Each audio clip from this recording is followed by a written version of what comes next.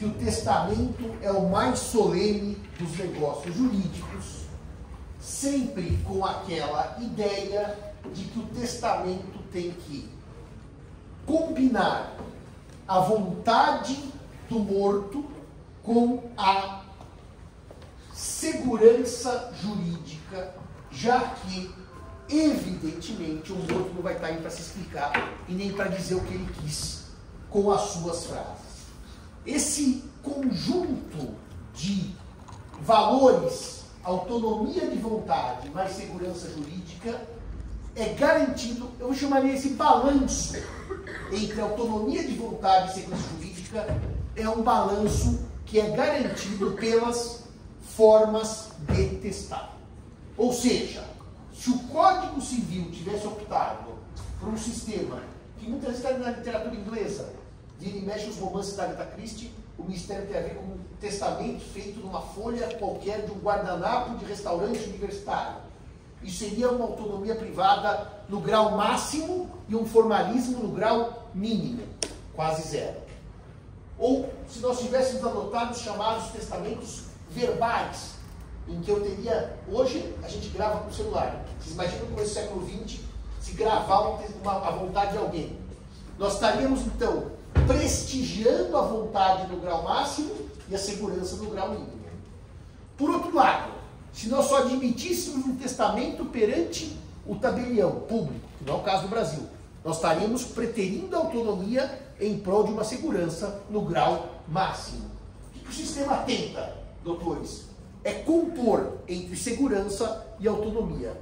É esse contrabalançar de valores que não precisam ser necessariamente opostos, mas normalmente, quanto mais eu burocratizo o ato, tornando-o solene, mais difícil é a sua celebração.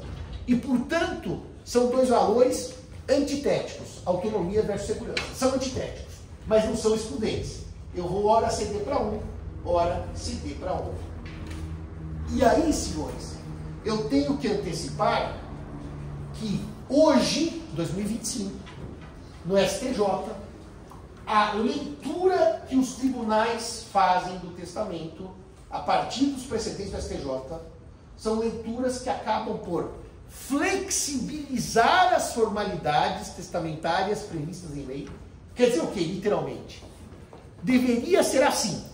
O testador não fez. O testamento não reflete essa solenidade. Diz o STJ. Mas, se consegue por outros meios atestar a validade do testamento, vamos respeitar a vontade do morto. Neste momento histórico que nós vivemos, 2025, as decisões do STJ têm sido pró-vontade em detrimento da forma. Ou seja, eu não estou dizendo para você que todos os julgados são iguais. Eu estou dizendo que hoje, no choque de valores, acaba se sacrificando, jurisprudência do STJ, a segurança jurídica em prol da manutenção do testamento. O que tem uma vantagem e uma desvantagem. As duas são óbvias. Vantagem: se o testamento é mantido produzindo efeitos, a vontade do morto está aí, ela não é afastada do mundo jurídico e, portanto, eu estou me valendo da ideia de conservação do negócio jurídico, como tem a conservação do contrato. Aliás, hoje de manhã, nós discutimos um tema, fazer um parênteses bem rápido de família aqui, mas que é dos mais tormentosos da atualidade. Conservação ou não de negócios jurídicos. Vocês imaginam que um casal vai se casar, é um parênteses, não tem nada a ver com o testamento, e faz um pacto antinupcial. E depois não se casa, mas tem um pacto, não se casa. E começa a viver em união estável. Eu posso aproveitar aquele pacto antinupcial, que era para um casamento que não ocorreu, e que a lei é clara, só produz efeitos após o casamento. O pacto está no Código Civil, como contrato de união estável. Aproveitar um negócio jurídico pré-nupcial para valer como contrato de união estável, em outras palavras, eu aproveito ou não os efeitos daquele pacto, se o casamento não ocorreu. Em outras palavras, eu conservo ou não a eficácia do negócio jurídico, se o casamento não ocorreu. Esse é um tema hoje dos mais tormentosos. O TJ de São Paulo tem vários julgados dizendo sim. Se o casal não se casou, mas teve união estável, se eles queriam, por exemplo, pro casamento a separação total de bens, aquilo vale como um contrato de união estável para separação total de bens. Só que daí vem a pergunta, qual é o fundamento de aproveitar um negócio jurídico dado, direcionado para o casamento, para a união estável? Vocês não poderiam me responder, mas não, peraí, se eles não se casaram, é porque eles não se casaram, não queriam se casar, e vão ter um pacto do casamento utilizado na união estável? Me parece um total contrassenso. O pacto de casamento não ocorrido não produz efeitos para a união estável ocorrida. São duas vontades distintas das partes. Mas o TJ admite, em vários julgados, que o pacto produz efeitos. Então, quando eu disse para vocês, para começar o debate, na aula de hoje, que o STJ tem flexibilizado as formalidades testamentárias, o que ele tem feito? Dado eficácia a testamentos que teriam vícios formais, que, se levados ao pé da letra, conduziriam à invalidade do testamento. O que eu quero dizer então, senhores?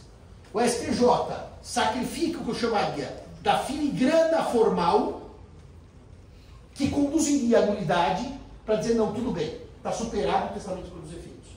Vantagem disso, estou voltando 1 minuto na aula. Eu respeito a vontade do morto, eu conservo o testamento e ele produz efeitos.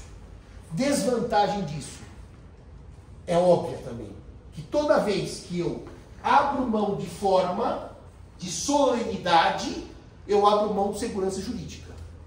Então, toda vez que eu digo assim, vamos esquecer tal requisito do código e admitir que o testamento é válido e produz efeitos, eu também estou dizendo, em outras palavras, eu não tenho mais tanta certeza como eu teria de que aquele instrumento reflete a vontade do morto. Porque o formalismo não é uma burocracia burra, é uma burocracia no intuito de garantir que o testamento espelhe a vontade do morto. Vocês vão ver, eu só vou dar um exemplo de burocracias testamentárias óbvias. Testemunhas do testamento. Se a lei fala 2 e eu só tenho uma, o testamento é nulo. E se o STJ diz, como já disse, mas aí dá para perceber pelas declarações de amigos do morto que vieram ao processo, que realmente o morto queria aquilo que ele disse. Vocês estão vendo que eu estou sacrificando a segurança do ato para trazer outros elementos para garantir a vontade do morto, que pelo Código Civil o testamento seria nulo. Acabou, joga no lixo. Uma testemunha joga no lixo. Não dá para aproveitar o testamento. Senhores, imaginam aquele caso que eu contei na aula passada do Zeno, que foi ler o testamento e o testador morreu no ato antes de assinar. Bastava que as testemunhas assinassem. Ele disse que era aquilo que ele queria. Mas veja, novamente há um sacrifício da segurança quando eu flexibilizo forma. A forma não é idiota. A forma tem razão de ser no sistema. Só vou fazer um último parênteses, mas eu não posso deixar de falar de forma de um outro dispositivo do código que na reforma deu problema em termos jurídicos de debate. O código prevê, os senhores sabem que no artigo 108 do diploma, que para negócios jurídicos que visem constituição, modificação, renúncia, extinção de direitos reais, eu tenho que ter escritura pública se o imóvel for superior a 30 salários mínimos. Superior. Inferior, forma livre. Superior, escritura pública. Só que 30 salários mínimos hoje são 40 mil reais, 45 mil reais. Basicamente, não se vende imóvel no Brasil abaixo disso. Ou seja, as escrituras públicas são utilizadas à larga para qualquer pequeno imóvel, mesmo pequeno imóvel de interior. E aí, o grupo dos bancos queria aumentar o valor, retirar da escritura pública imóveis até 250 salários mínimos. Que eles chamavam do quê? De desburocratização. Tirando do tabelionato de notas se o imóvel valesse até 250 salários mínimos. E outro grupo queria manter para os 30. Por quê? O debate aqui, senhores, de forma, não é um debate apenas no campo ideológico. É no campo de segurança jurídica. Se eu elevo de 30 para 250 salários mínimos, eu estou abrindo mão da escritura pública num universo de compras e vendas de imóvel fabuloso. Isso quer dizer o quê? Que menos gente precisa ir ao cartório para fazer a escritura pública. A senhora vai dizer, isso é bom, Simão, porque desburocratiza. Mas qual é o lado perverso? O cartório tem alguma segurança jurídica e quem assina sabe o que está fazendo.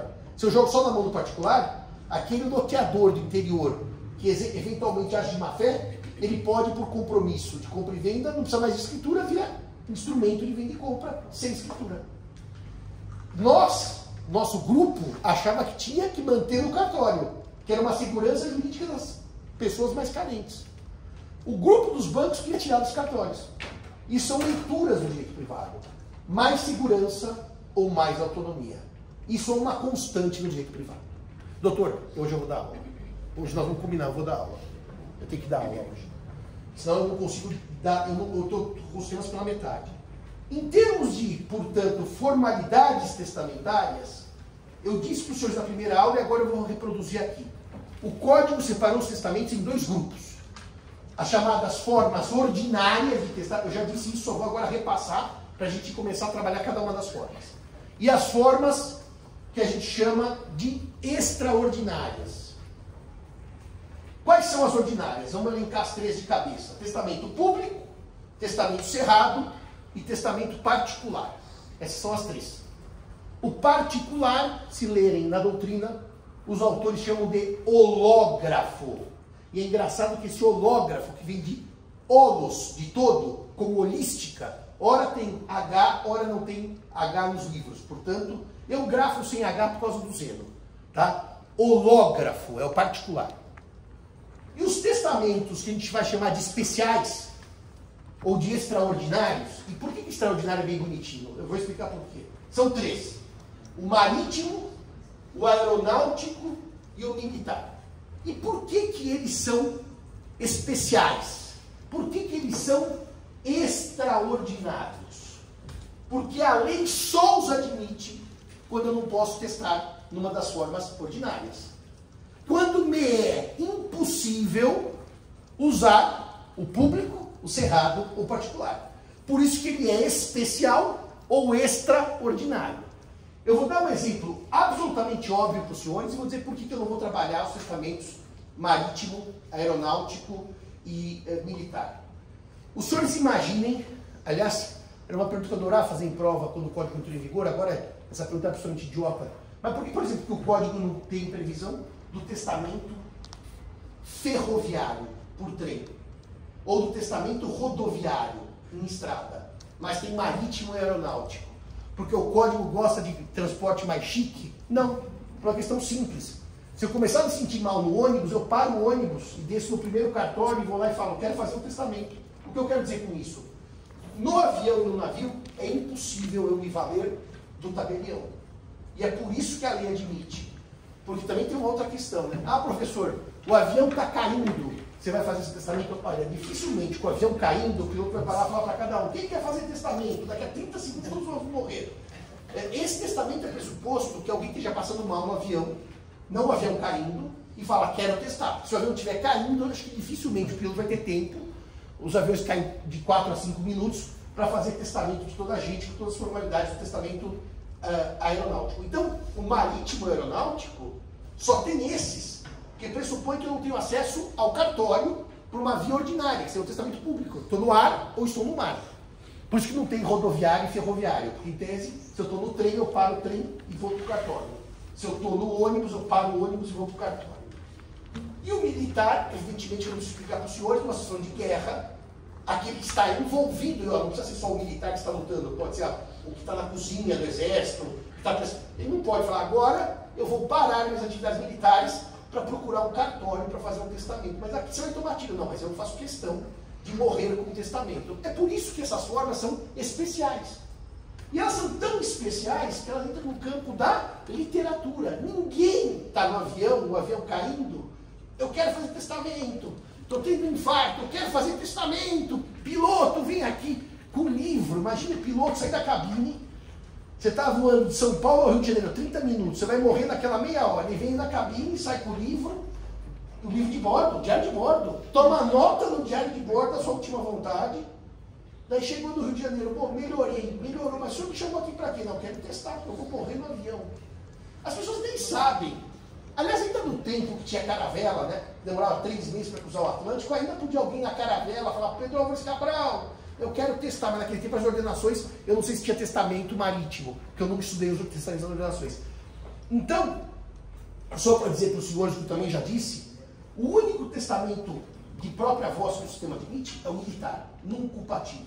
Porque o militar também pode meter um papel para tomar nota. Então, o sistema admite, tá? Se perguntar para os senhores em prova, é possível testar por voz? Sim. Em um único caso, testamento militar não culpativo. Não acreditem que aqui vale filme americano que o pai está na cama morrendo e testa por vós. Para o Joãozinho a casa 1, para o Josézinho a casa 2. Isso não é possível no Brasil. Esse testamento é nulo. Porque ele está numa cama, no leito de morte, chama os filhos e distribui herança. Se vocês quiserem cumprir, é por vontade dos vivos e não do morto. A vontade do morto é nula. Ele precisa escrever. O único testamento não compatível é o militar. Porque se imagina que no combate ele precise, muitas vezes, se valer da voz, já que pode não ter outros meios. Então, senhores, as formas ordinárias são as que nos interessam para o planejamento sucessório. São as que a gente faz na prática e recomenda aos nossos clientes que façam. Testamento público, cerrado e particular. Eu vou falar com os senhores um pouquinho do rito de cada um deles, como é que funciona. E depois, no meio dessa conversa sobre o rito, eu quero dar algumas dicas práticas do porquê fazer esse ou porquê fazer aquele, ou qual que seria mais interessante ou menos interessante. Né? Antes de lermos os artigos do código sobre cada um deles, vamos pensar no público, no cerrado e no particular. Se a gente fosse criar um grupo separando os três, o cerrado e o público estão mais próximos e o particular está mais afastado. Explico por quê. O testamento público, ele é feito perante o tabelião de notas. Tabelião de notas. Esse é o delegatário, que é o titular do cartório, vamos chamar assim de notas, que tem legitimidade para lavrar um testamento. A lei permite que os substitutos legais do tabelião, gente, é um só, tá? Passou em concurso público. Não tem dois no cartório. Agora, ele pode ter substitutos, aliás, tem que ter por lei, que o substituem na sua ausência. Então, a lei admite que o testamento seja feito pelo próprio tabelião ou por seu substituto legal. Que é alguém que ele nomeia, tabelião substituto. Você chega no cartório, tem as funções e tem o tabelião substituto. Há uma dúvida, mas é uma dúvida que é praticamente boba, tá? Se o tabelião substituto pode fazer só lavrar o testamento público, só quando o tabelião titular não lá tiver, ou se ele pode fazer mesmo com o tabelião lá. Vamos pensar. Tem duas pessoas que querem testar no mesmo dia, na mesma hora, e vão no mesmo cartório. Poderiam ser atendidos pelo tabelião titular e outro pelo substituto? Isso hoje não dá problema. A doutrina entende que sim. O que não pode é que outro funcionário do cartório, um escrevente, lavre o testamento. Mas sendo tabelião ou tabelião substituto, ele tem competência para lavrar o ato. Se outro funcionário lavrar, é nulo o testamento. O que ocorre na prática? E agora eu vou dar uma coisa prática para os senhores. Os tabeliões gostam deles mesmos lavrarem os testamentos. Porque é um ato solene, é um ato importante, é um ato cheio de, eu chamaria mesmo, importância para aquele que faz. Então a solenidade do testamento não é só solenidade no papel. É um momento da vida solene, em que a pessoa vai dispor sobre seus bens após a sua morte. Os tabeliões gostam de fazer. Eu já lavrei também com o tabelião substituto, quando o tabelião, por exemplo, estava no congresso, fora de São Paulo, mas normalmente os tabeliões fazem eles mesmos. Ainda que o cartório seja grande, cartórios aqui da capital com muito movimento, os tabeliões gostam de fazer testamento. Eu também não sei se no meu eles vão, porque eu peço, não sei, mas enfim, eles fazem o testamento eles mesmos. Por que o testamento público e o cerrado se aproximam? Porque o testamento público, eu vou ao tabelião, digo o que eu quero, o tabelião anota. Hoje em dia ninguém mais faz isso, tá? Os advogados mandam minuta pronta. Mas vamos pensar no sistema da lei. Eu digo o que eu quero, o tabelião anota, sabe aquela tela que você vai vendo passar o texto? Eu quero deixar meus bens para meu sobrinho João. Tem filhos? Não. Tenho ascendentes? Não. Tenho cônjuge, companheiro? Não. Então eu quero tudo para o sobrinho João. O tabelião sempre conversa um pouco antes para sentir se o declarante disse na aula passada tem condições, sabe o que está fazendo, sabe o que quer, sabe que dia é hoje, sabe em que país está. Nunca o tabelião chega e abre a tela e fala assim, diz o que o senhor quer. Conversa um pouco antes para ter aquela sensação de rigidez mental do declarante. O tabelião não pode exigir para fazer o testamento um laudo médico, de rigidez mental, ele não pode fazer isso. O que ele pode fazer é não lavrar se perceber confusão mental. Mas ele não pode ser assim. Eu só lavro se o seu psiquiatra, se o seu geriatra, se o seu clínico geral der uma declaração que você está bem. Isso é preconceito. Mesmo porque tem gente que pode estar com idade mais jovem e por uso de psicotrópico sem saber o que está fazendo. Então não é assim. Chegou numa idade, eu só lavo o testamento perante, vamos chamar, laudo médico. Eu ainda ontem atendi a um cliente em que estava com um amigo que foi lá combinar o testamento comigo e ele dizia, não, nós vamos levar um laudo para o seu João testar. Eu disse assim, olha, eu nunca levo o cliente testar com laudo, por uma razão óbvia. Se você pede um laudo para o seu cliente poder testar, é que está com alguma dúvida sobre a sanidade dele, certo? Quem não tem dúvida não pede laudo. Tanto que, alguns tabeliões fazem uma coisa que eu acho completamente, não é errada tecnicamente, é em termos de lógica. É transcrever laudo do psiquiatra, do geriatra, dizendo, e atesta a sanidade fulano de tal. O tabelião tem fé pública, certo? Então é ele que atesta, não é o laudo.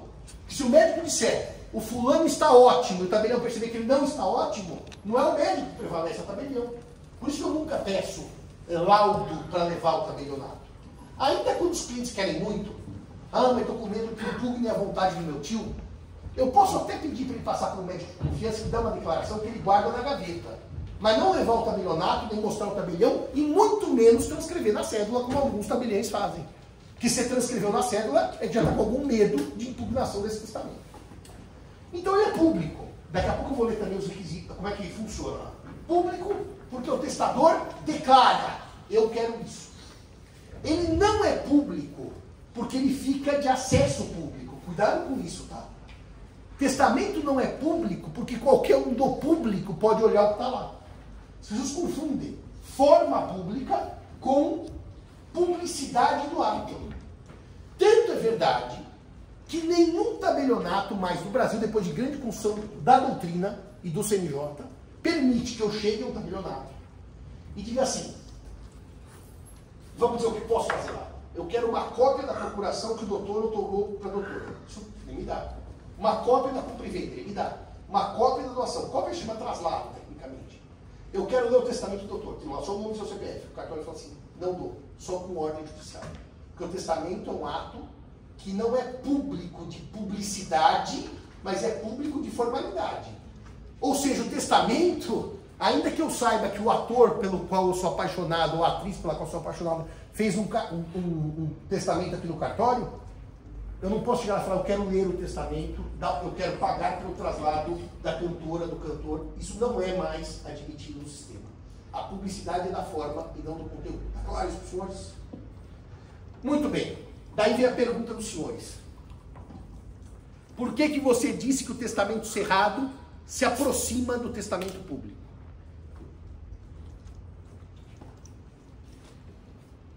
O testamento cerrado, e cerrado é fechado, ele implica em ter um conteúdo sigiloso, um conteúdo desconhecido. Vocês viram que no público, o tabelião pergunta e eu começo a falar na frente das testemunhas. Portanto, o conteúdo é conhecido do tabelião e das testemunhas. No cerrado, não. Eu chego e falo assim, doutor, é o tabelião, tá?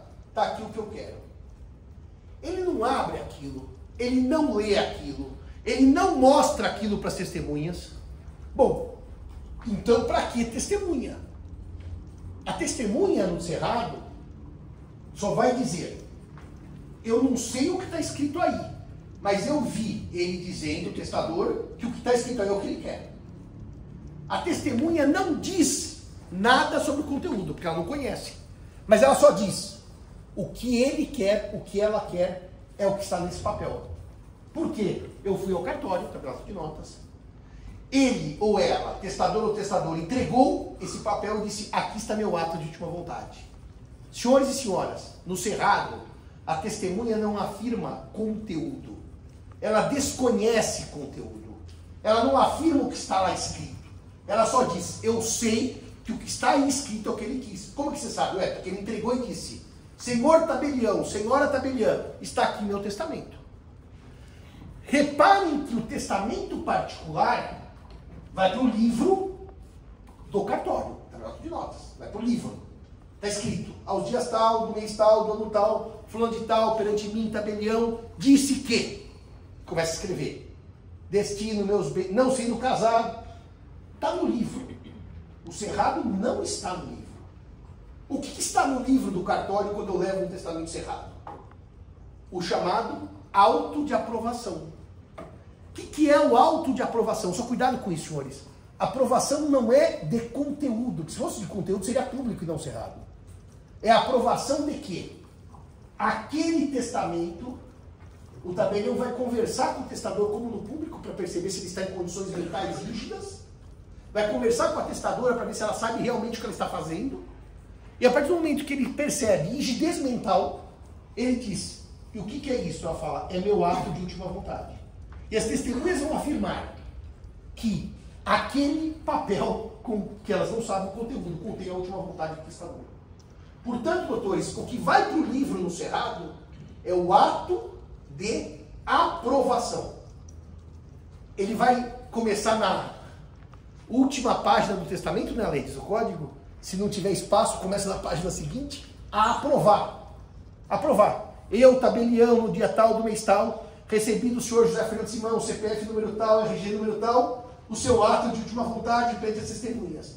Afirmo que, livre de induzimento, coação, etc., o que está nesse papel, que eu desconheço o conteúdo, é o seu ato de última vontade. E as testemunhas assinam, dizendo que aquele papel tem meu ato de última vontade. Duas questões interessantes sobre isso.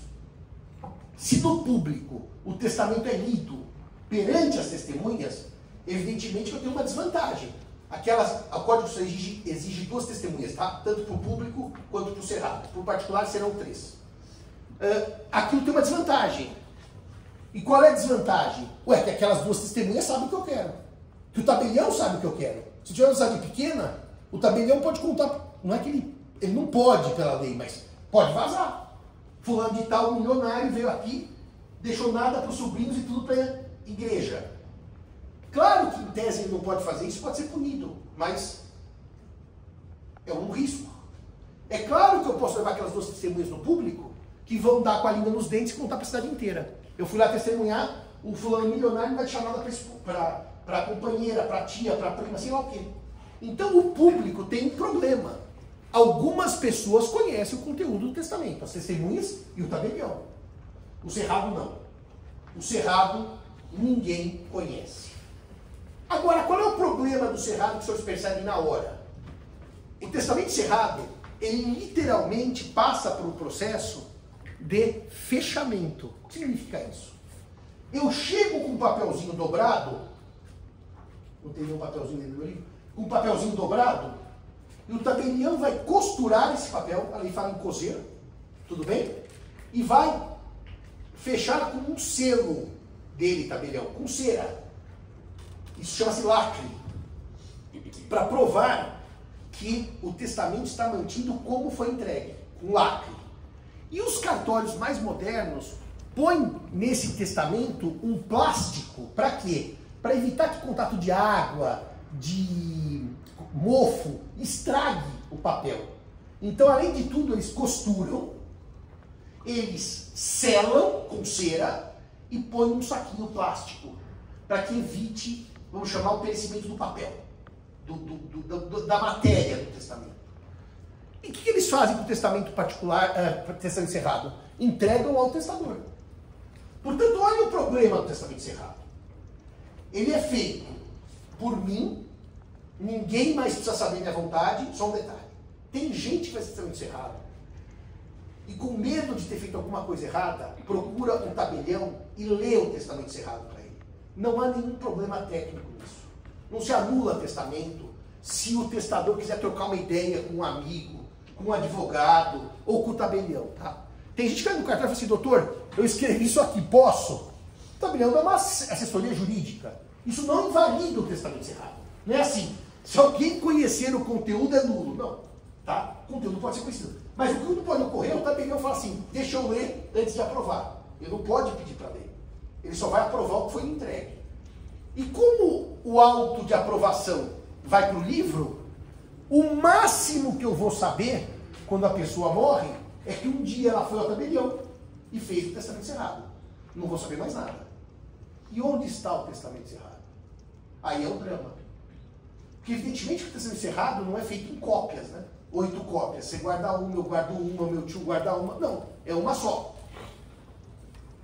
E esse testamento é entregue ao próprio testador. Então, enquanto o testamento público está no livro, e hoje em dia nem mais problema temos daqueles famosos incêndios em cartório do século XX, que queimavam o testamento, hoje ele está todo microfilmado, quer dizer, não tem mais incêndio para destruir o cartório. O público, eu vou ter de qualquer jeito o traslado. Eu vou pedir ao juiz, o juiz dá um ofício, o CNJ manda. Hoje, com a própria certidão de óbito, eu já consigo. Tá? Se alguém morreu, eu vou lá no no CNB, no Colégio Notarial do Brasil, não CNJ, CNB, e leva a certidão de óbito e eles dizem, tem testamento. Daí o juiz pede, aliás, eles dizem todos, tá? O primeiro foi feito em tal data, o segundo tal data, e daí você pede para o juiz te autoriza a ter uma cópia, post-mortem, tá? Não é antes de morrer. O cerrado, o colégio vai informar do mesmo jeito. Tal dia, fulano veio aqui e fez o testamento cerrado. E para que isso não pediu o testamento? Simplesmente pode ter sumido o testamento. O risco do testamento cerrado sumir é enorme. E é enorme por várias razões. Primeiro, vocês imaginem que as pessoas não testam todas no dia da sua morte, certo? Ninguém fala assim, Deus, avisa o dia que eu vou testar naquela véspera. As pessoas testam, às vezes, anos antes, certo? E onde está a cédula do testamento cerrado? Com quem ficou a cédula do testamento cerrado? Quem era o beneficiário do testamento cerrado? Sem contar o risco que a lei diz que se o testamento cerrado tiver o lacre rompido, o lacre pressupõe-se revogação pelo testador. Então, se o sobrinho neto do testador estiver brincando na casa dele, abrir uma gaveta do tio avô, e achar aquele papelzinho bonitinho com o lacre vermelho e fizer assim, crack, não há tecnicamente revogação, porque não foi aberto pelo próprio testador, por um terceiro. Mas quem vai provar que rompeu o lacre? Juridicamente, se for o testador ou se for um terceiro por acaso. Olha o problema que vai dar numa briga de revogação ou não do testamento cerrado. Portanto, fazer o testamento cerrado é uma coisa totalmente não recomendável. Totalmente não recomendável. Porque o morto pode morrer, eu que estou com o testamento cerrado não sei e não apresento. Eu vou contar um caso para vocês que me perturbou. Quando eu fiz o codicilo daquele meu cliente, que era uma pessoa bastante próxima do meu pai, porque também era engenheiro e meu pai era engenheiro, eu fiz o codicilo dele por uma questão pessoal e ele me disse, Simão, o que eu faço? Ele ia passar por uma cirurgia no dia seguinte, ele queria dispor sobre questões do próprio enterro, não tinha nem conteúdo patrimonial. O que eu faço com esse papel? Eu falei, faz assim, senhor, faz um à mão e assina. Faz um à máquina, datilografa, digita e assina. Porque a letra do homem era desgraçadamente ruim. Você leva um para sua casa, entrega para sua mulher. E deixa um comigo. Quando o senhor, e se o senhor morrer amanhã na cirurgia, eu apresento que havia uma briga sobre onde enterrá-lo. A família de origem, as irmãs queriam enterro A, a mulher não, ele queria um enterro B. Ele ficou com medo que as irmãs coagissem a mulher a enterrá-lo no lugar que ele não queria. Então, eu guardei o codicilo e a mulher guardou o codicilo. O homem não morreu. Aliás, era um grande amigo, adorava o Dr. Maurício. Ficou muitos anos trabalhando comigo. E eu com o codicilo no meu escritório, tudo bem até aqui? Os anos se passam. Eu perdi contato com ele. Perdi contato, simplesmente não tinha mais notícia dele. Muitos anos depois, eu estava passando férias em Lisboa, meu pai me liga e fala, Zé, você não sabe.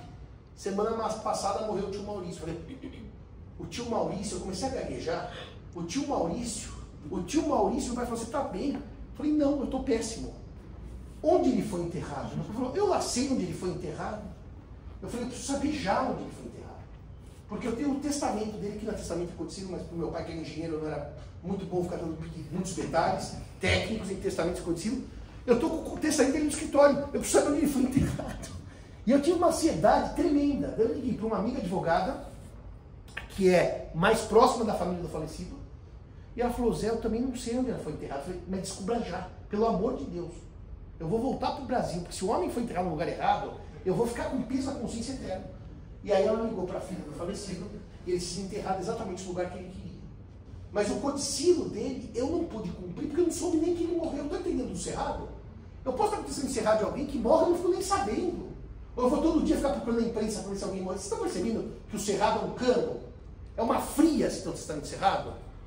Porque ele pode se perder por uma causa natural, como uma enchente, ele pode ter um lacre rompido por acaso por alguém, ele pode simplesmente não sei da morte e não consigo cumprir. Então a pergunta é, por que fazer o testamento cerrado? Você tem que ter um segredo mortal, tipo Odete Reutemann. Você faz o testamento cerrado. Quando morrer, vão atrás do Leozinho que mora na rua tal, que não morreu, tal, tal, tal. O Leozinho você não sabe quem é, né? Da Odete? Não acompanha a novela das 8, né? Está aqui em alma, né? É uma pena. Eu chego em casa e ligo Odete todas as noites.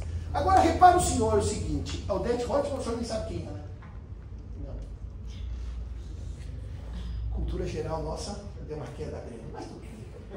O senhor que for prestar concurso, tem que conhecer a Odete Reutemann, Maria de Fátima, Raquel Acioli. São termos importantes para o concurso público. Muito bem. No meu tempo, quando eu estava assistindo aula em Coimbra, que eu cheguei lá em Portugal, eu tinha 22 anos, eu entrei na faculdade de Coimbra e passei uma semana de todas as aulas civil que eu consegui. Lá você chegava, sentava, ninguém sabia quem você... Aliás, como aqui, né? Se vier um atirador de shopping Morumbi, mata nós todos, vai embora, ninguém sabia. Tem isso, né? Pública da faculdade. Então é o nosso risco.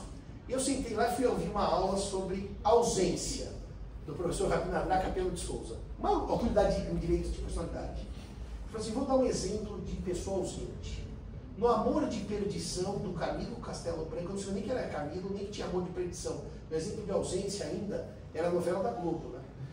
Hoje nem novela mais eu assisto, então, a não ser da Maria de Fátima, que é muito boa. Então nem mais exemplos eu tenho. Mas enfim, o que eu ia dizer para os senhores? Para que o testamento cerrado? Então o IASP, há alguns anos, eu vou contar uma história para os senhores, fez alguns vários anos, uma consulta para a diretoria sobre pedir ou não a revogação dos artigos de testamento cerrado no Código de 2002. E eu fui consultado como parecerista, se eu era favorável ou não à revogação dos artigos. Silvio Rodrigues já dizia nos anos 90, e nos anos 80, e nos anos 70, que o testamento cerrado é uma velharia, sem razão de ser, sem razão de existir. Ou seja, não é de hoje que se critica o testamento cerrado. Mas desse parecer que eu dei para o IASP, talvez já há 15 anos, eu disse o seguinte, que mal tem ter um testamento cerrado se alguém quiser fazer. Não é que prejudica os outros. Ninguém tem menos direito porque existe esse testamento. Não é que eu digo, só tem o cerrado. Então, tirar do código que existe, para quê? Reparem que agora, na reforma, nós fizemos exatamente o contrário. Nós tiramos o marítimo, o aeronáutico e o militar porque não tinha utilidade. Eu teria deixado. Ah, mas ninguém usa. Fica lá, como adereço histórico. Agora, o cerrado tem, no mínimo, uma ou duas utilidades práticas interessantes. Práticas. Além das muitas inconveniências. A primeira utilidade prática, e por isso que o cerrado vem nos casos de literatura do século XIX, é que o testamento cerrado servia para quê? Para reconhecer filho fora do casamento. Era um instrumento normal para isso. Ou seja, para filiação, estou usando o termo da época, tá?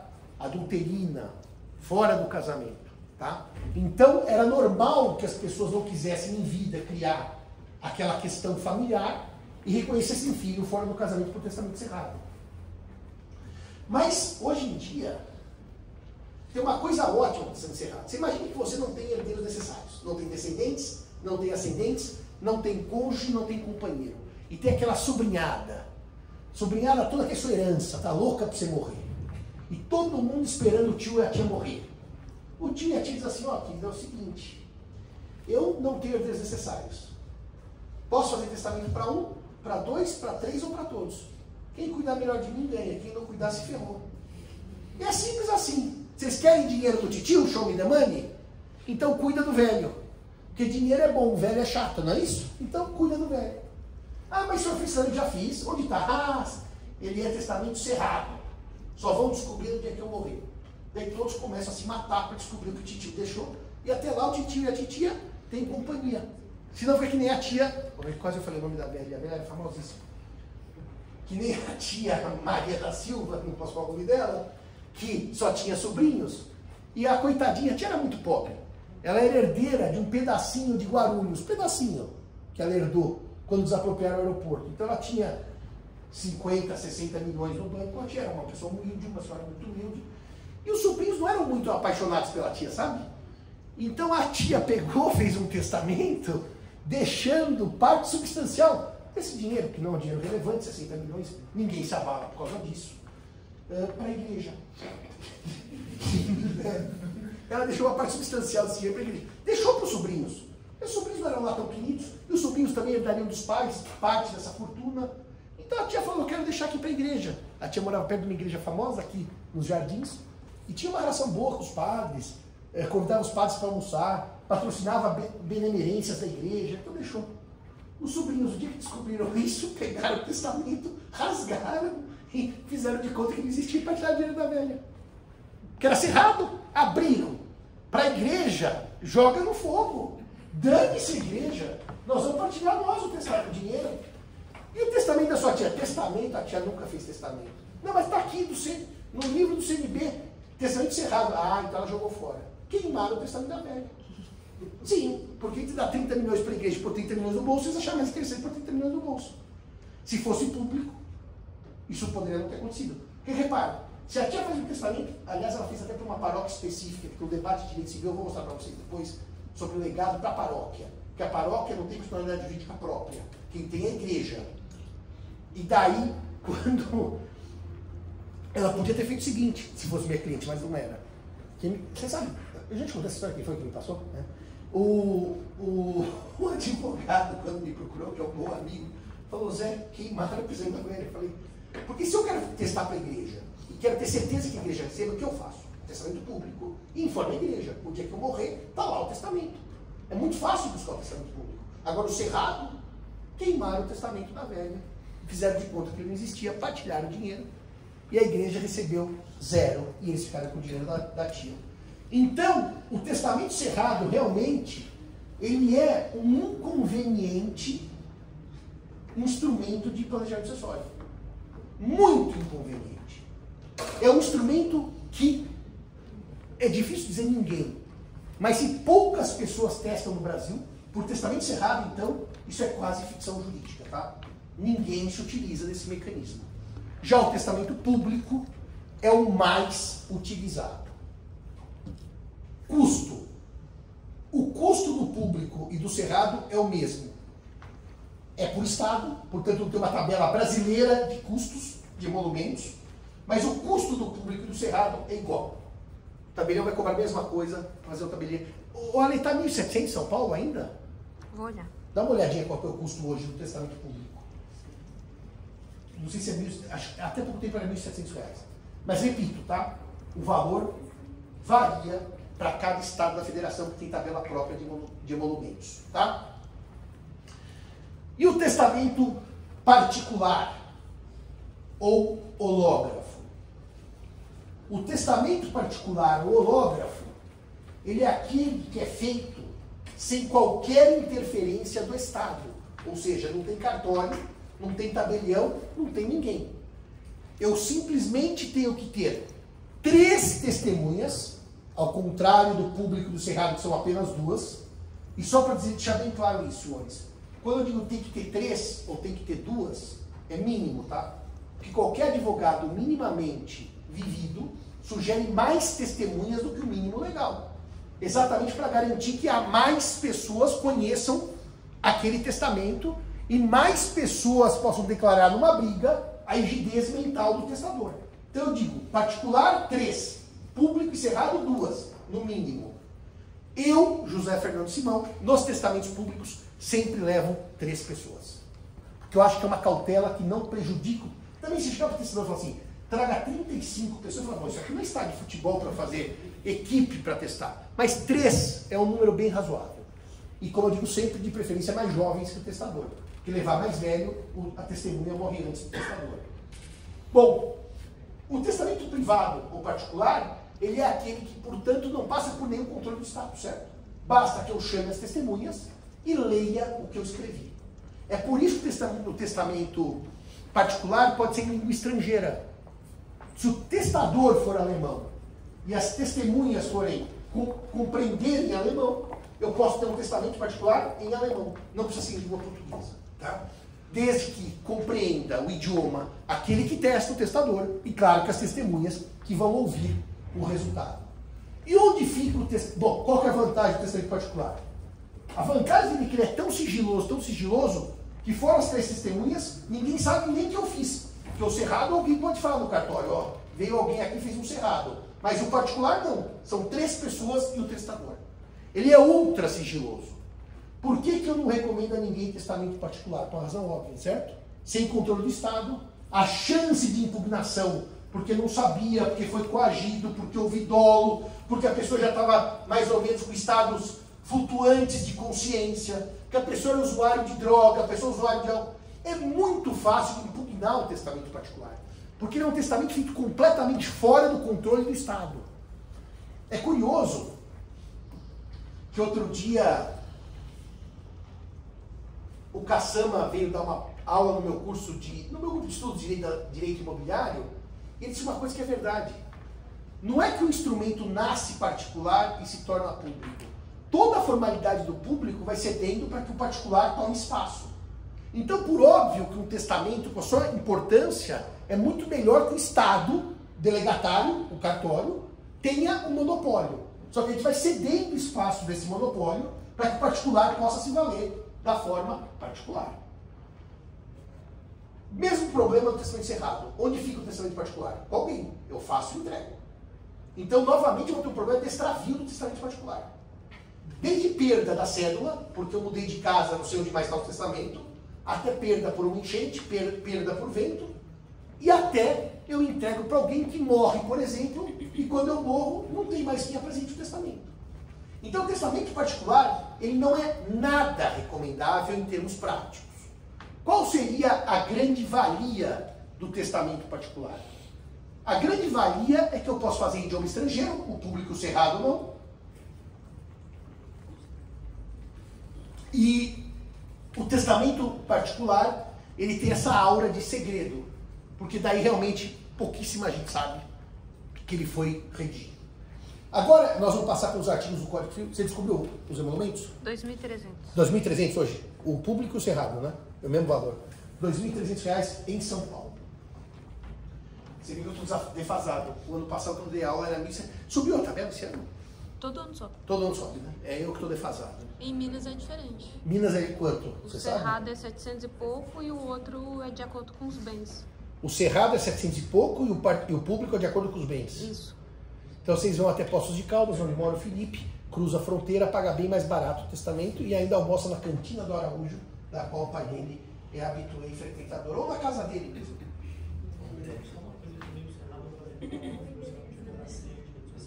Ah, sim. Nós já vamos falar do projeto. Deixa eu só explicar como é que eles estão hoje, porque o Anvil viu uma coisa interessante. Que o cerrado foi, de certa maneira... Por que o projeto de código tirou os testamentos especiais, extraordinários, e manteve o cerrado? Porque o cerrado hoje tem coisas muito interessantes, por exemplo. Se eu quiser deixar todas as minhas senhas bancárias, desde Bitcoin até celular, até e-mail, eu posso fazer um testamento cerrado. Né? A pessoa abre e aí tem todas as minhas informações que hoje têm valor econômico e pessoal. Tá? Isso foi uma das coisas que o projeto... Por isso que o projeto manteve o cerrado com uma ideia de informações pessoais relevantes com ou sem conteúdo econômico que eu não quero que ninguém saiba. Agora, vocês imaginam eu que toda semana troco a senha no meu e-mail porque eu esqueço. Eu tenho que fazer cerrado todo dia, tá certo? Porque eu esqueço a senha. O da USP fui voltar para diretor, senha bloqueada. Falei, Anfi, qual é a senha? Pus todas as senhas que existiam na minha cabeça, bloqueada. Criei senha nova, semana passada, para voltar. Porque eu já tinha perdido a senha de novo. Então eu, por exemplo, precisaria ter um cerrado por semana. Toda a senha que eu troco faz um testamento cerrado novo. Por isso que hoje em dia, sabe o que as pessoas fazem quando vão viajar? Elas pegam um pendrive, põem uma série de informações super importantes, entregam para alguém de confiança e dizem assim, ó, tá aqui tudo que é importante na minha vida. Se eu morrer, você pega. O outro, para te sacanear, pega antes, rouba o seu dinheiro, rouba tudo. Quando você volta, você está delapidado pelo amigo. Mas é pendrive, as pessoas põem no pendrive informações como senhas, etc., para entregar para alguém de confiança, para ter essas informações mais seguras. A professora Paula, por exemplo, deixa o pendrive com o Zé. Ele tem o pendrive das viagens da professora Paula. Se acontecer alguma coisa, é ele que vai executar as vontades da professora Paula. Exatamente. Né, Zé? inclusive com as contas bancárias dela. Sobretudo. Agora veja um detalhe. O testamento particular, portanto, tem esses muitos inconvenientes, principalmente a falta de digitez à vontade, e, portanto, não recomendo. Agora vamos passar então pelo ritual de cada um dos 3 testamentos, como é que o código prevê hoje, e depois o ANF vai trazer essas alterações, a questão dos testamentos. Laís, você está no particular? No público? 1864, é isso o primeiro artigo? 1864 é o primeiro artigo. Ela vai ler, vocês vão ver que os artigos não são passíveis de dúvida. É um roteiro de como se faz o testamento, tá? Não há grandes elucubrações sobre os artigos. Os que tiverem elucubração, eu vou fazer uma interrupção, eu vou explicar. Principalmente à luz do Estatuto da Pessoa com Deficiência, mas eu já vou chegar lá. Laís, então, por favor, lê o 864 quando toma um gole d'água, vai. São requisitos essenciais do testamento público: ser escrito por tabelião ou por seu substituto legal em seu livro de notas, de acordo com as declarações do testador, podendo este servir-se de minuta, notas ou apontamentos. Lavrado o instrumento, ser lido em voz alta pelo tabelião ao testador e a 2 testemunhas, a um só tempo, ou pelo testador, se o quiser, na presença destas e do oficial. Ser o instrumento, em seguida a leitura, assinado pelo testador, pelas testemunhas e pelo tabelião. Parágrafo único. Ou seja, eu posso levar uma minuta? Posso. Eu posso mandar para o tabelião, como advogado do testador, uma minuta. Posso levar notas. Não é assim que eu tenho que chegar lá. Eu não posso ter um papelzinho para lembrar o que eu quero. Não é isso, não. Mas isso não retira aquele exame prévio que ele conversa para ver a rigidez mental do testador. Parágrafo único. O testamento público pode ser escrito manualmente ou mecanicamente, bem como ser feito pela inserção da declaração de vontade em partes impressas de livro de notas, desde que rubricadas todas as páginas pelo testador, se mais de uma. É muito engraçado isso, porque eu que sou do tempo do Bevilacqua, o código dizia que o testamento era escrito manualmente, não tinha máquina de digitar. Máquina, não estou falando computador. E daí criou-se uma dúvida na jurisprudência seríssima. Se o testamento, ao invés de manuscrito pelo tabelião, fosse datilografado, perdia a validade. Imagine hoje, datilografado. Hoje você fala, a sua voz vira texto. Então, esses artigos que dizem que ele pode ser manuscrito pelo tabelião, ou em forma que eu chamaria de mecânica, é para dizer, o cara não precisa manuscrever, ele pode digitar, ele pode datilografar. É por isso que a lei traz essa, vamos chamar assim, esse esclarecimento, tá certo? Eu ia dizer o que para vocês de... O testamento tem um princípio desde o direito romano que, iniciada a sua feitura, o seu ritual de elaboração, ele tem que começar e terminar. Não pode haver interrupções. Vou dar um exemplo simples. Se eu tiver iniciado esse processo de leitura, tá? Uma das testemunhas, por acaso, antes de assinar, passou mal e precisou ser atendida. No dia seguinte, eu não posso falar assim, vamos começar de onde paramos. Já lemos, a senhora assina. Reinicia-se o ato desde o início. É a chamada unicidade do processo de elaboração do testamento. Sim, mas isso não é uma frescura? Não, isso é para garantir que você acompanhou o começo, meio e fim sem dúvidas, sem interrupções, sem suspensão. Mesmo porque vocês concordam comigo que se eu voltar no dia seguinte para assinar o livro, o tabelião de má-fé pode ter alterado o texto? Então faça tudo num ato único. O Zeno dá como exemplo no livro dele, que se eu estiver elaborando um testamento e acaba a luz no cartório, o tabelião diz, infelizmente, hoje é por computador, não tem mais aqui. Volta amanhã, o volta amanhã não é que começa daqui, é volta como se nada tivéssemos feito. Está claro isso para os senhores? O processo de elaboração é um processo único. Vamos aos parágrafos do 864, né, Laís? Ou não? Já foi? Então vamos para o 865 agora.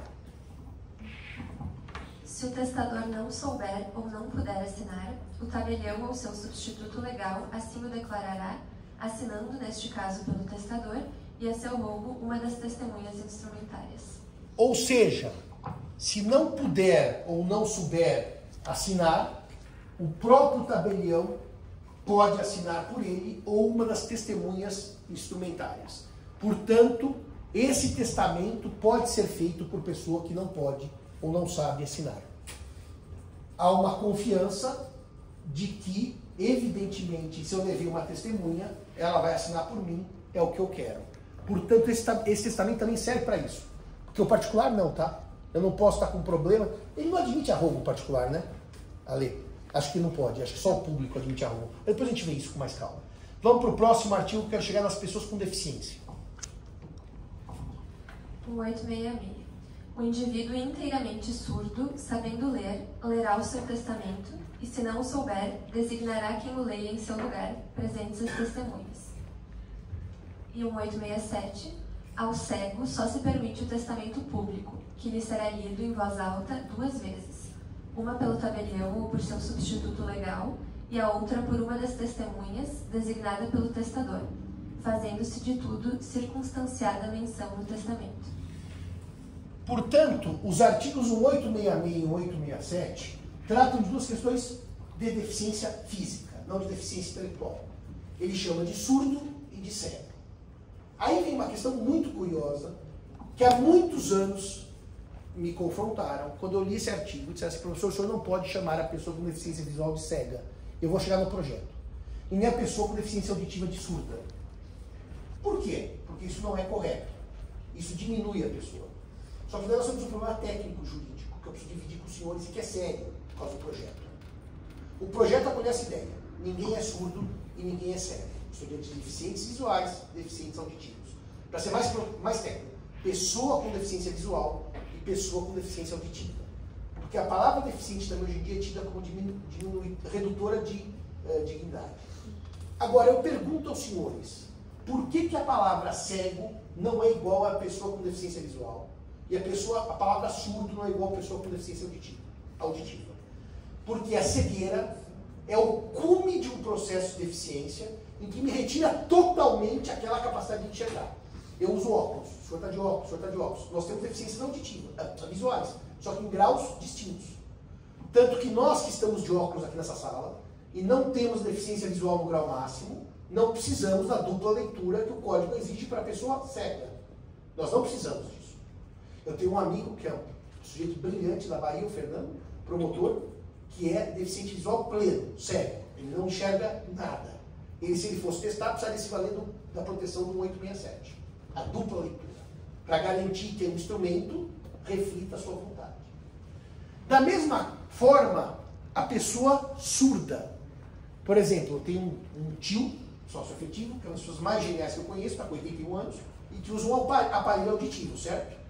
Ele é tecnicamente surdo? Não, ele tem uma deficiência auditiva. Mas com o aparelho, ele ouve 90% a 95%. Portanto, se ele for testar ouvindo 90% a 95%, ele não vai se valer vamos chamar, do cuidado do 1866. Portanto, eu queria dizer uma coisa para os senhores muito séria. Chamar a pessoa que tem a deficiência auditiva de surda é colocar um tipo de deficiência como eleita de proteção, a surdez, e não qualquer deficiência auditiva. Chamar a pessoa com deficiência visual de cega é proteger um tipo de pessoa, e não todos os deficientes visuais. Isso é uma questão que não é de diminuir ou menosprezar o ser humano na sua dignidade. É de dizer, você precisa de proteção e você não precisa. Isso é altamente controverso. As pessoas que definem a pessoa com deficiência veem esses dispositivos como discriminatórios, como dispositivos odiosos, como dispositivos hediondos, que diminuem pessoas com deficiência e as transformam em objeto de proteção. Objeto, no sentido mais de coisa. Como aqui eu acho que é um curso de pessoas esclarecidas, eu vou dizer, eu nunca entendi isso dos dispositivos. Eu sempre achei que era uma proteção de pessoas que precisavam. E eu também não tenho amor ao debate. Quem achar que eles são discriminatórios, antigamente eu gostava de fazer grandes especulações, eu sempre entendi que eram dispositivos bons de existirem, porque dão proteção a pessoas que não são iguais, e não porque são piores, porque têm as suas deficiências. Porque hoje em dia tem um problema com a palavra igual e desigual. Parece que quando eu chamo alguém de desigual, eu chamo alguém de pior que eu. Não. A pessoa que não enxerga, deficiente visual no grau máximo, ele não vai ter a segurança que eu terei, ou que o senhor terá, ou que o senhor que tem óculos terá de ler. Então a dupla proteção da leitura, para mim, nunca foi discriminatória. hoje há um certo consenso que ela é discriminatória. E que não pode a lei fazer isso. Dizia Camões, mudam-se os tempos, mudam-se as vontades. E do surdo, que o código chama de surdo hoje também, ele é um deficiente auditivo. Nem é deficiente, pessoa com deficiência auditiva. E que, portanto, esses expedientes que eu chamei de proteção são discriminatórios. Bom, se são discriminatórios, não podem estar no código. Temos que sumir com eles do código. Se nós estamos discriminando pessoas em razão de uma certa qualidade, os dispositivos não podem se manter no código, eles são inconstitucionais. Se eu estou dizendo que algumas pessoas são menos que outras por causa das suas qualidades visuais e auditivas, esses dispositivos têm que sumir do código. Tem que sumir. Não tem como ficar. Então vocês podem defender hoje em dia que os dois dispositivos são inconstitucionais. A partir do Estatuto da Pessoa com Deficiência. Os dois dispositivos não podem ser aplicados na prática. Eu nunca vi decisão nesse sentido, que eu estou dizendo. Que os dispositivos do 866 e do 867 são inconstitucionais por, chamaria de discriminação de pessoas com deficiência. Mas, eu conheço um julgado do STJ, da ministra Nancy, que ela não vai por esse campo, não vai por esse caminho da inconstitucionalidade, mas é um testamento de uma pessoa cega, estou usando o termo da lei, 1867, em que não houve a dupla leitura. Não houve, como manda a lei. A lei manda que, no caso do cego, haja uma leitura pelo tabelião e uma por uma testemunha por ele escolhida. Não houve. E a ministra Nancy disse que o testamento era rígido, válido, portanto, porque naquele caso concreto percebia-se que, apesar da leitura ter sido única, espelhava a vontade do morto. Eu vou repetir. A ministra não entrou em inconstitucionalidade por questão de dignidade humana, mas ela afastou a dupla leitura pelo critério da vontade rígida do testador cego. O resultado é que, na reforma, o Mário Delgado, que foi o relator da comissão, da subcomissão de sucessões, foi muito cuidadoso. Ele fez um trabalho que eu acho fabuloso em termos de cuidado, de perceber as necessidades das pessoas com deficiência visual e as necessidades das pessoas com deficiência auditiva para testarem. Ou seja, me parece que o projeto foi muito feliz em proteger inclusivamente e não de maneira a reduzir dignidades. Por que eu digo isso? Porque ele foi ouvir as associações que representam pessoas com deficiência auditiva e visual. E, portanto, ele foi consultar pessoas que entendem da matéria, na prática da vida do cidadão. Não aquela coisa teórica, não pode escrever nada, está tudo errado. E os dois dispositivos ficaram com a seguinte redação. Lá, você lê aí na reforma 1866, é um pouco extenso, mas eu queria que os senhores ouvissem, porque inclusive eu aprendi com a reforma que nem a linguagem Libras não é a única utilizada para dar comunicação, coisa que eu não sabia, de pessoas com deficiência. Então ele teve muito cuidado, consultou essas entidades de pessoas com deficiência para tornar o código inclusivo. Tanto que esses artigos, não há ninguém que critique. Não há assim, do tipo, não, vocês fizeram errado. Porque ele foi muito cuidadoso. Você leu o artigo 1866 e 1867, como ficaram com a reforma? São um pouco longos, mas eu queria que vocês ouvissem isso. 1866. O testamento público da pessoa surda ou com deficiência auditiva total ou parcial será obrigatoriamente gravado em sistema digital de som e imagem. Parágrafo 1º. Se souber ler, lerá o seu testamento diante do tabelião.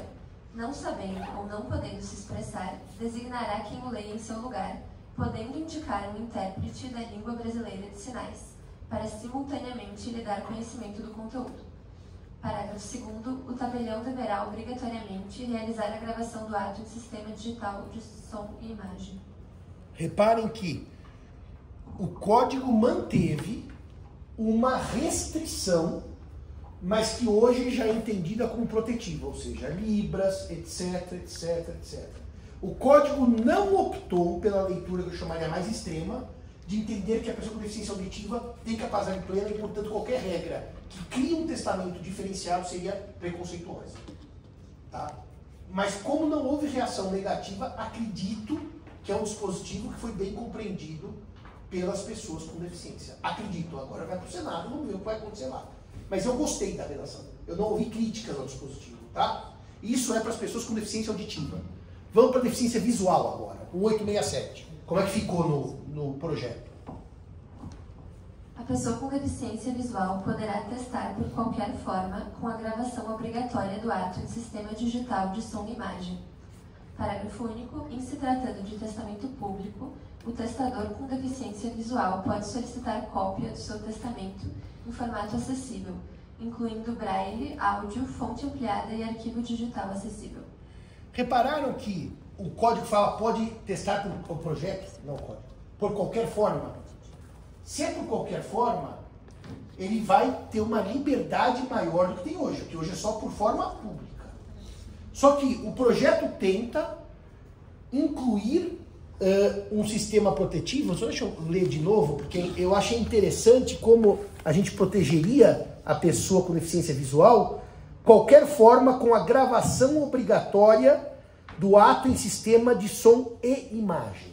Ou seja, a pessoa com deficiência visual no grau máximo, que é o cego, porque quem tem deficiência visual, como eu, no grau médio, mínimo, eu continuo me valendo normalmente das formas de testar. Mas se eu tiver no grau máximo, e é por isso que, quando o código diz a pessoa com o projeto deficiência visual, não é o melhor termo. O melhor termo seria deficiência visual que torne cego. Mas como hoje não pode ser utilizado o termo, eu vou ter que ter uma gravação de som e imagem da vontade da pessoa. E, portanto, eu libero a forma pública. Qual é o problema de gravação do som e da imagem? Você pode dizer, Simão, eu gosto da ideia, ela é mais inclusiva. Hoje a pessoa, que eu vou chamar o termo do código, cega, tem que ir ao tabelião e fazer perante o tabelião.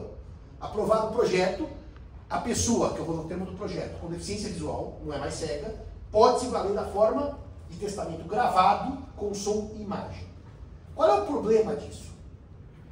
O problema é um só, senhores. O problema é um só. Hoje, ele vai ou ela vai ao tabelião e vai ter a segurança jurídica da dupla leitura. Amanhã, ele pode fazer na casa dele com uma câmera de vídeo e com testemunhas, porque não é mais pública a forma necessariamente. Quem disse que a vontade dele não está sob coação? Não tem certo e errado aqui. Eu vou repetir, isso aqui não é um debate de paixão. É um debate de segurança jurídica versus liberdade. Ninguém tem que ser apaixonado. Tem que falar assim, sobre o artigo 867 hoje, é um absurdo sujeitar o cego ao cartório. Eu não acho que é absurdo nem desabsurdo. Eu acho que é um sistema que opta por proteger ou não proteger. Então, não dá para ter muita paixão aqui, ficar xingando. Isso é bom ou é ruim. São leituras do mundo diferentes. E nós temos que ter posições, só a favor de ter posições. A minha posição é, eu prefiro proteger. Mas a minha posição é minoritária, porque a proteção que eu enxergo é tida hoje como preconceituosa. Está bem claro isso? E, portanto, a reforma optou por não proteger. Por dar maior liberdade. Agora, quando usou o termo deficiência visual, eu avisei ao Mário, isso não é bom. Porque deficiência visual é um gênero e tem várias espécies. Não, mas não podemos pôr cego, porque se fizermos cego é preconceito. Então deixa a deficiência visual. Mas daí a doutrina vai ter que interpretar. A deficiência visual que se refere ao artigo não é qualquer. É deficiência visual em grau máximo, que impeça a leitura. Porque senão, qualquer pessoa que tem uma astigmatismo, hipermetropia, tem um tipo de deficiência visual. Mas quando ele fala letra ampliada, eu acho que é justamente para isso. Para isso. Enxerga um pouco. Enxerga um pouco. Mas, de qualquer jeito, deficiência visual é um termo muito amplo, que não tem, na verdade, o apelo que tinha cego. Cego era mais claro. A daltônica, o doutor está dando um exemplo maravilhoso. Daltônico tem deficiência visual, que não enxerga a cor, mas vai ler perfeitamente no preto e no branco, por exemplo. E que não precisa de nenhuma forma especial de testar. Por exemplo, o senhor está dando um exemplo. Mas, quando eu pedi para o Mário pôr cego, ele falou assim, não dá, porque as pessoas gritam e dizem que nós somos sempre preconceituosos. Tudo bem, tirou. Não sou contra também. Porque ficou uma deficiência visual compreendida à luz de enxergar a partir do seu grau de dificuldade. Pronto. Então, eu gostei dos dispositivos, para ser honesto. Tá? Não achei que eles... E repito, se nós tivéssemos optado por tirar isso como querem alguns e deixar totalmente livre, eu acho que seria um desserviço para o testador com deficiência visual e auditiva. Portanto, eu não achei que ficou nada demais e também não houve crítica de ninguém. Quando não houve crítica, talvez tenhamos acertado. Bom, eles obrigam o vídeo para todo mundo agora. o testamento público na reforma, ele ganhou esse plus, que é o testamento por vídeo. Tá? O testamento, se a reforma for aprovada, na forma pública, vai ser necessariamente filmado. Necessariamente filmado. Por que isso? Necessariamente filmado. Lembrei que eu queria fazer uma nota de rodapé. Sobre, não deixa eu esquecer, transcrever as palavras do morto. não o testamento pasteurizado. Já vou falar por quê. Por quê? Porque normalmente, quando o testamento vai ser questionado em juízo por causa de rigidez mental do testador, evidentemente que se o testamento for filmado e a imagem exibida diante do juiz, o juiz pode ter uma percepção muito mais acurada do que dizer, tabelião, ele estava bem? O tabelião vai dizer sim, senão eu teria feito o testamento. Não vai falar, ele estava péssimo, eu fiz o testamento. Então, alguns tabeliães hoje, sem previsão legal, filmam. E afirmam na cédula. O presente ato está sendo filmado. E guardam aquela filmagem em pastas do computador, ao lado da cédula que está no livro, certo? E, portanto, os tabeliães hoje em dia já estão se valendo da filmagem do procedimento de testar, para terem um plus para o juiz, caso se questione a vontade do morto. Pelo projeto, isso vai passar a ser regra. Todo testamento tem que ser filmado. Tá? Isso é ruim? Não, isso só pode ser bom. Agora, senhores e senhoras, o que eu queria dizer para os senhores, e que é o grande, vamos dizer, a grande virada do século passado para esse, em termos de testamento público. A grande virada não está no projeto. Está numa leitura que os tabeliães têm do testamento público. Porque no passado, isso não é projeto, isso é porque a sociedade mudou. Quando se fazia um testamento público, o tabelião perguntava assim, para quem o senhor quer deixar seus bens? Para o meu sobrinho João, para minha sobrinha Maria. Ah, para os dois? É, metade para cada um, João e Maria. O senhor tem filhos? Não, não tem herdeiros necessários. O que o tabelião fazia? Escrevia mecanicamente. Declara que não tem herdeiros necessários, deixa metade de seus bens para João e Maria. Ponto, acabou o testamento. Hoje em dia, os testamentos mais bem feitos, que são os que eu mais gosto de fazer, dão voz ao testador. O que significa dar voz ao testador? Ao invés de uma cláusula mecânica, que diz assim, deixa seus bens para Maria e João, o testador diz assim, tendo em vista que não tenho filhos, que meus dois sobrinhos sempre estiveram comigo, cuidaram de mim, me acolheram na doença, dar voz para o testador. No passado, os tabeliães se recusavam a dar voz. O testamento era igual para todo mundo. Trocava o nome, eram as mesmas cláusulas. Era literalmente copy-paste trocando o nome das pessoas. Hoje, os tabeliães mais updated, a maioria aceita, diz, e me disse o testador, abre aspas, que é isso, que é aquilo outro. É isso que dá, hoje em dia, maior firmeza na hora do juiz debater ou não, se a vontade era sob coação, rigidez mental, dar palavra ao morto. Isso já revolucionou o testamento público sem lei, porque os tabeliães mudaram. Aliás, outro dia eu estava almoçando, eu almoço uma vez por mês com a minha tabeliã, que me atende, que é a Frontini, e eu dizia, Ana, como ficaram melhores os testamentos que a gente faz hoje do que aqueles que eu fazia quando eu me formava? E nos anos 90, o tabelião dizia assim, não, o testador não fala nada. Para quem vai os bens? É para o sobrinho? Vai para o sobrinho João. Hoje a gente dá voz ao testador. Ele explica a sua vontade. Isso já deu um upgrade de qualidade no testamento muito grande. Uma filmagem que vem no projeto, me parece que fecha em termos qualitativos e de segurança jurídica. Mais alguma coisa, Anfi, sobre o público? Então vamos para o cerrado agora. Vamos falar da feitura do testamento cerrado. Qual que é o artigo 1868, né? O primeiro, né? Laís, por favor, leia o 1868 hoje. O testamento escrito pelo testador ou por outra pessoa a seu rogo e por aquele assinado será válido se aprovado pelo tabelião ou por seu substituto legal, observadas as seguintes formalidades. Que o testador o entregue ao tabelião em presença de duas testemunhas, que o testador declare que aquele é o seu testamento e quer que seja aprovado, que o tabelião lavre... Quer que seja aprovado. Só para dizer, aprovação não é aprovação de conteúdo. Este é o meu testamento. O tabelião fala assim, esse é o seu testamento. Testemunhas, esse não é aprovação de conteúdo, tá? Que o tabelião lavre, desde logo, o auto de aprovação na presença de duas testemunhas e o leia em seguida ao testador e testemunhas. Que o auto de aprovação seja assinado pelo tabelião, pelas testemunhas e pelo testador. Parágrafo único. O testamento cerrado pode ser escrito mecanicamente, desde que seu subscritor numere e autentique com a sua assinatura todas as páginas. Porque aí existe um cuidado, né, senhor? Se for por forma meio... Porque se for escrito manualmente, onde começa uma coisa e termina outra, dá para ler a letra. Se for por mecanicamente digitado ou datilografado, e se tinha um não que virou um sim, então tem que ter uma sequência e as rubricas do testador na cédula testamentária cerrada. Portanto, ele teria que fazer o quê? Ao pé de cada página, onde ele termina uma frase digitada, ele faz a rubrica dele. E vai para a próxima. Tá? Eu não conheço mais ninguém hoje que manuscreva coisas. As pessoas só estudam no computador. Que mais, Laís? Sobre o cerrado.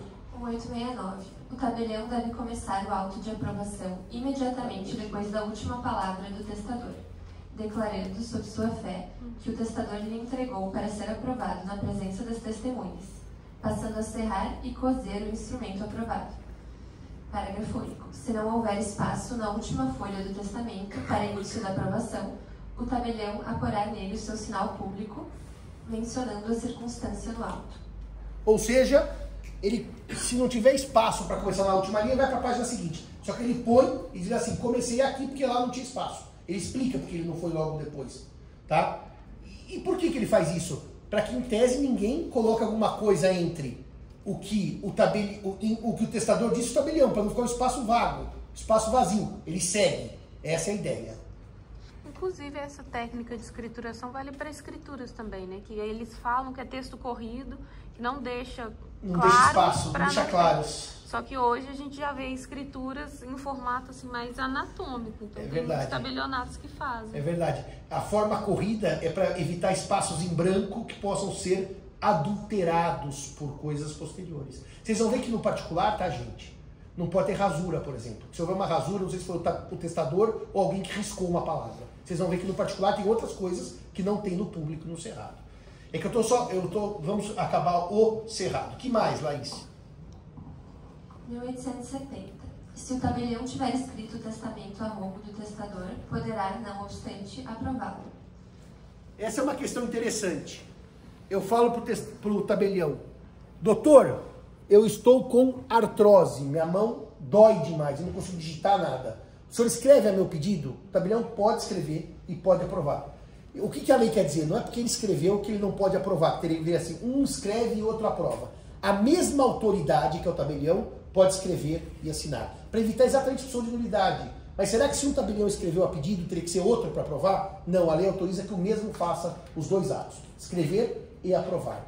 É a fé pública do tabelião. Aliás, só para responder por quê. Mesmo porque em cidades pequenas tem um tabelionato.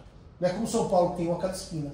Então, às vezes, para eu achar dois tabeliães seria impossível para o testador pela dificuldade de locomoção. Tem cidade que de uma para outra no Brasil você vai de barco. E são vários dias de barco. Então não é tão simples, olha lá. Põe 2 tabeliães, 3, não é assim. O Brasil é um país muito grande com muitas peculiaridades, tá? 1871. O testamento pode ser escrito em língua nacional ou estrangeira, pelo o próprio cerrado pode ser testador ou por estrangeiro. outro em ação roubo. Então eu errei. Eu falei que só o particular podia ser estrangeiro, eu errei. O cerrado também pode ser estrangeira. Eu tinha esquecido esse detalhe. Pelo próprio testador ou a seu pedido, quer dizer, aqui também se admite testamento em língua estrangeira. Eu errei, falei que era só o particular, não. O cerrado também. 1872. Não pode dispor de seus bens em testamento cerrado quem não saiba ou não possa ler. Bom, se eu não sei ou não posso ler, como é que eu vou cerrar o instrumento? Como é que eu vou pedir para alguém escrever? Ou eu escrever se eu não sei ler? Quer dizer, seria uma antítese de segurança jurídica. Portanto, quem não sabe ler e escrever vai para o público, tá? Não vai para o cerrado. Quem não sabe ler, não sabe escrever, vai para o público, não para o cerrado. 1873. Pode fazer testamento cerrado o surdo mudo, contanto que o escreva todo e o assine de sua mão, e que ao entregá-lo ao oficial público, ante as 2 testemunhas, escreva na face externa do papel ou do envoltório que aquele é o seu testamento cuja aprovação lhe pede.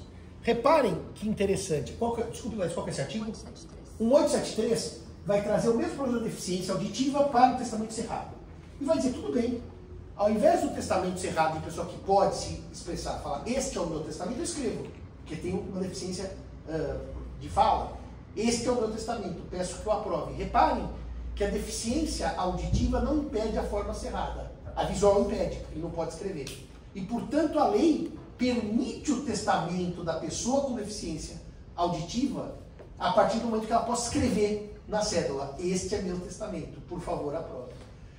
Novamente, esse dispositivo é tido como discriminatório. Nós voltamos no mesmo debate que eu não vou voltar para trás, porque exige um requisito a mais do que as outras pessoas. Tá? Novamente, é um tema que quem defende o Estatuto da Pessoa com Deficiência em grau máximo diz que isso aqui é discriminatório. Eu também não acho que é muito discriminatório escrever por favor, aprove, só isso. Não me parece que é uma grande discriminação de ninguém fazer isso.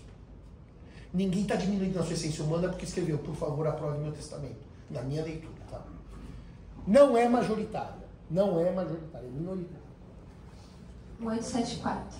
Depois de aprovado e cerrado, será o testamento entregue ao testador e o tabelião lançará no seu livro nota do lugar, dia, mês e ano em que o testamento foi aprovado e entregue.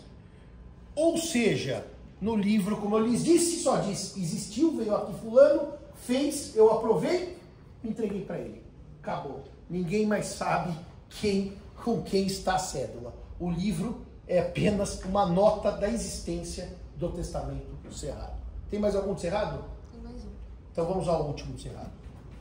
875. Falecido o testador, o testamento será apresentado ao juiz, que o abrirá e o fará registrar, ordenando seja cumprido se não achar vício externo que o torne eivado de nulidade ou suspeito de falsidade.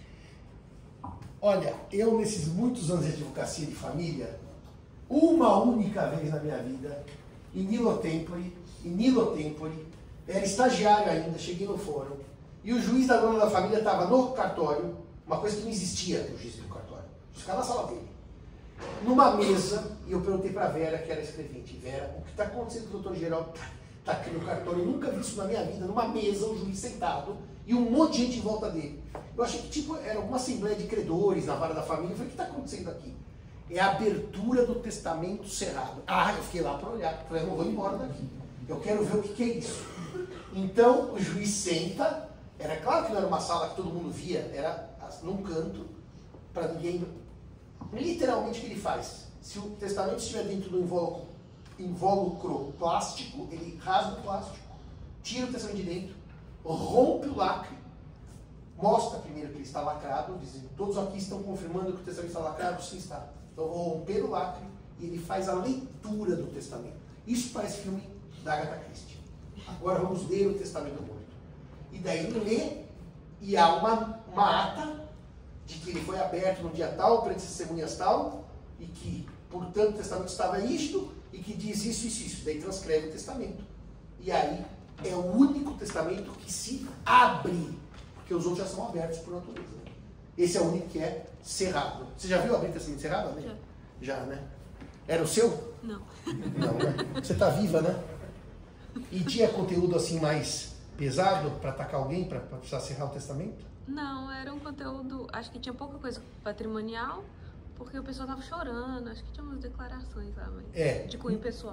Normalmente, o testador no testamento cerrado, hoje em dia, que não tem mais aquela questão de reconhecer filho, etc., ele usa o testamento para cutucar os herdeiros, para fazer desaforo aos herdeiros.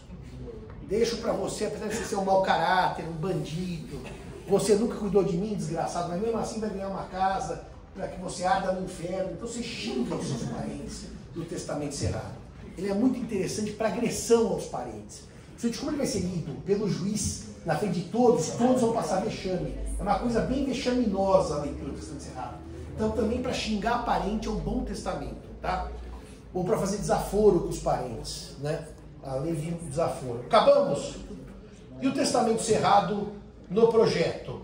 Tem alguma coisa interessante aí, Laís? O primeiro artigo fala do invólucro. Então, lê aí o primeiro artigo, que fala do invólucro. 1868, é isso, Luffy? Não, então, desculpa, não é o primeiro, é o segundo. É o 1869. 1869. Vamos ver o que diz o artigo. O tabelião deve começar o auto de aprovação declarando, sob sua fé, que o testador lhe entregou a declaração escrita em documento físico ou o arquivo digital de som e imagem para ser aprovado diante das testemunhas, passando a lacrar o invólucro em que inserido o arquivo digital. Parágrafo único. É permitido... Deve ser o quê? É pendrive isso que você põe, né? Deve ser um pendrive, né? Disquete. Disquete. É aquele disco, aquele flexível ainda, que você punha num drive desse tamanho, tá? É um LP, né? É tipo LP. Fita cassete. Olha lá. É permitido ao testador inserir no mesmo invólucro em que colocado o instrumento ou arquivo digital do testamento outros dispositivos eletrônicos que tenham sido dispostos em favor de herdeiros ou legatários, cabendo ao tabelião mencioná-los no auto de aprovação. Será que você põe o pendrive do Bitcoin também, aquelas coisinhas? Você põe lá no invólucro. Você põe o leitor do disquete. Você põe o leitor do disquete. Fala, olha, como quando eu morrer não vai ter mais disquete, eu vou pôr aqui o disquete e o leitor do disquete. Você não paga nem recibo dele. Você põe os seus Bitcoins dentro... Olha que coisa boa para falar da receita. Você põe os Bitcoins, só que tem um pequeno problema, né, Anfi? Que na hora em que aquele bem for ser inventariado, eu vou ter que declarar o que tinha naquele pendrive. E vai recolher imposto do mesmo jeito. Ou você vai sumir com o pendrive, o juiz começa a ver, você pega e sai correndo. Também é uma forma de resolver o problema. Talvez você seja preso, mas isso também não é um grande problema, né, Anfi? Mas você teria que realmente declarar o que está no pendrive, ainda que sejam moedas, criptomoedas, tá? Tem mais alguma coisa? Inclui na parte das pessoas com deficiência, inclui a possibilidade então, de lê, por favor. Vamos ler as pessoas com deficiência no testamento cerrado do projeto. As pessoas com deficiência visual ou auditiva podem fazer testamento cerrado por escrito ou por gravação em sistema digital de som e imagem, sendo-lhes facultada a utilização de língua brasileira de sinais, braille, ou qualquer tecnologia assistiva de sua escolha. Bem, então vocês viram que também é uma tecnologia inclusiva para o testamento cerrado das pessoas com deficiência, tá?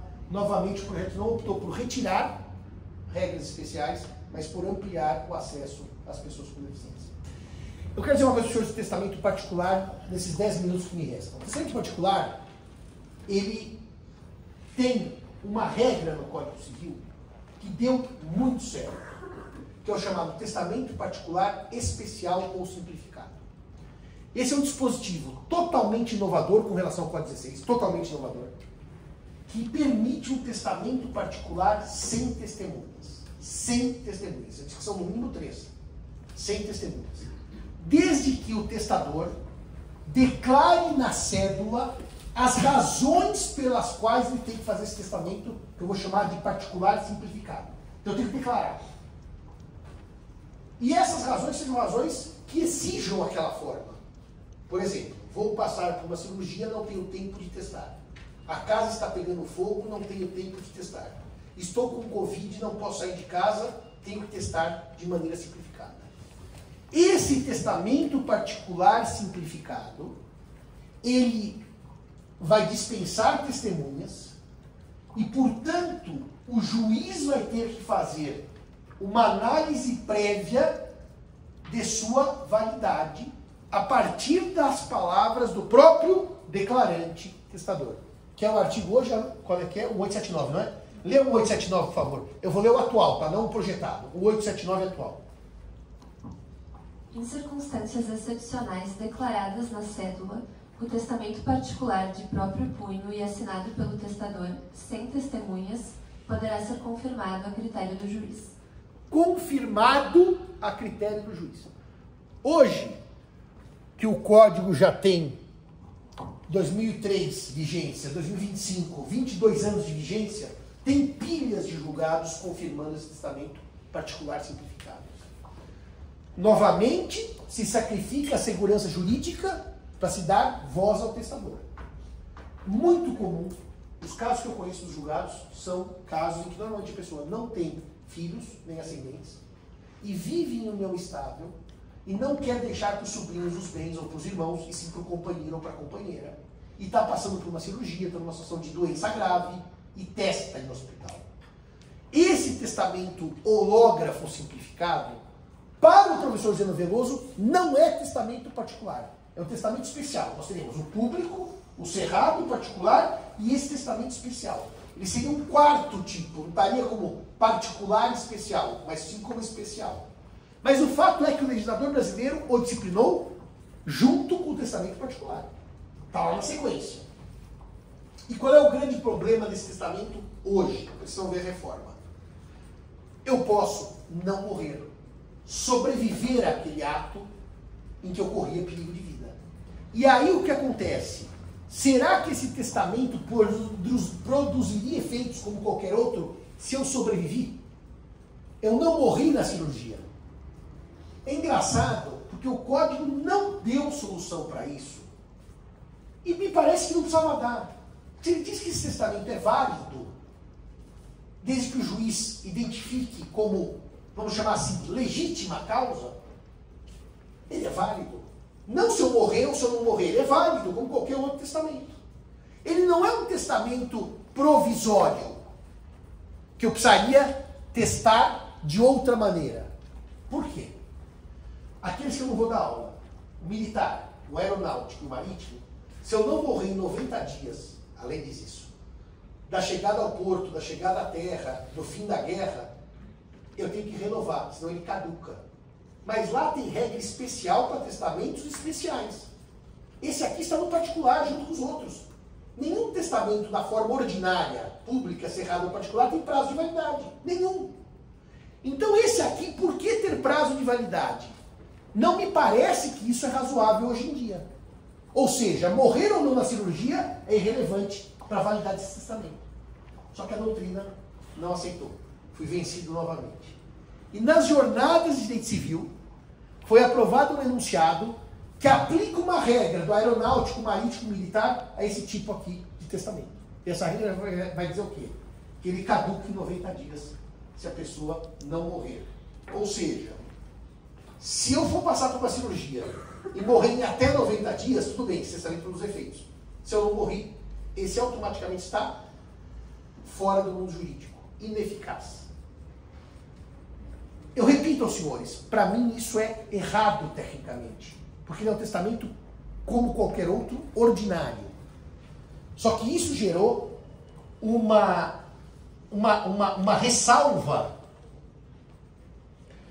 criada pela reforma. Portanto, hoje é doutrina, enunciado CJF, se aprovado será lei.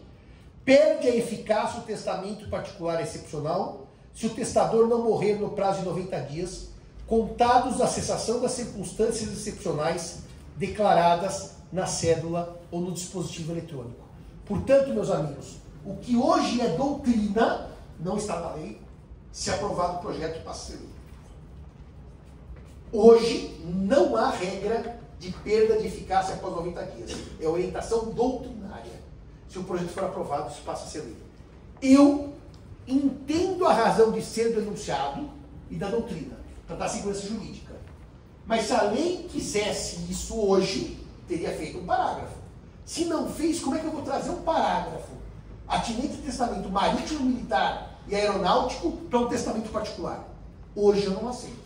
Aprovado o projeto, está claríssimo. Não tem discussão. Habemus legem. Tudo bem?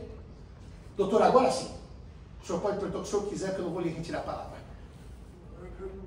Não tem mais pergunta? Talvez não fosse uma coisa tão também fundamental. Não, mas agora pode perguntar, que faltam 5 minutos. Alguém tem alguma dúvida? Alguém quer falar alguma coisa sobre o tema? Alguém tem alguma ideia que queira debater? Se os senhores não têm, na aula que vem, qual é o próximo tema, Anfi? Ninguém sabe, né? Nós acabamos as formas de testar, tá? Porque o marítimo, o aeronáutico, o militar eu não falo. Então nós vamos agora para o codicilo. Na aula que vem vamos começar com o chamado impropriamente testamento simplificado. O codicilo. Obrigado a todos e todas. Até semana que vem, se Deus quiser.